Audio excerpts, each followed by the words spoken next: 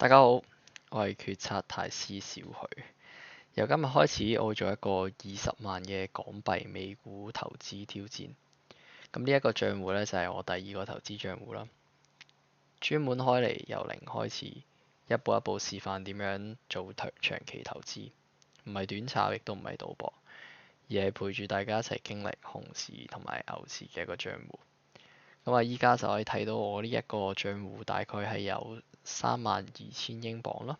咁我會拎入面其中嘅2萬英鎊出嚟，係作為呢一個挑戰嘅一個開始資金。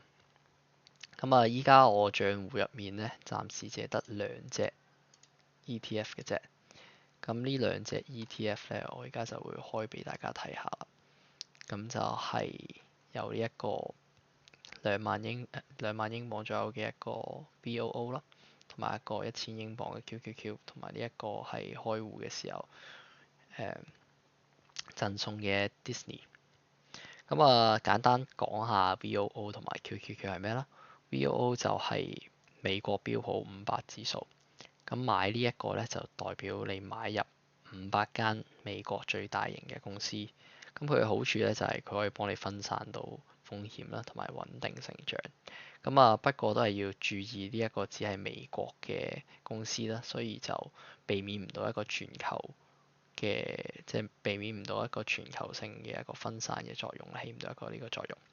咁啊，QQQ 咧就係追蹤納斯達克指數100嘅。咁呢一隻咧就係科技股嘅比例係高嘅。咁你例如咧就有一啲大型嘅科技企業啦，咁啊增長嘅潛力就比較大啦，但係波動相對嚟講都會比較高嘅。咁啊，所以 VOO 咧就比較穩定，咁啊 QQQ 就偏向成長多啲。咁啊，兩者一齊持有咧都可以平衡到你一啲嘅風險同埋增長嘅。咁啊，但係就唔可以淨係持有美國啦。咁啊，但係呢一個只係一個示範賬戶，所以就唔使太過在乎呢一點。咁啊，除咗 ETF 之外咧，我依家都有幾隻股票咧係喺我嘅觀察名單之內嘅。咁啊，研究緊佢一個究竟適唔適合開倉啦，同埋佢嘅價位究竟如何啦。咁啊，呢度就可以睇到啦，就有 TSM 啦、AVGO 啦、PLTR、MA、Microsoft 同埋 Amazon。咁之後每一次嘅開倉咧，我都會講清楚點解會買啦，風險係咩啦，呢間公司有啲咩護城河啦，預期係點樣啦，買入嘅價位係乜嘢，同埋我嘅決策嘅一啲思路。我唔會淨係同你講話呢一隻會升，所以就要買。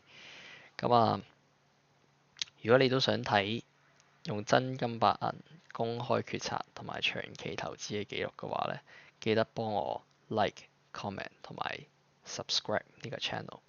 咁我會同大家一路更新我呢一個20萬嘅持倉嘅後續，同埋同大家一齊成長。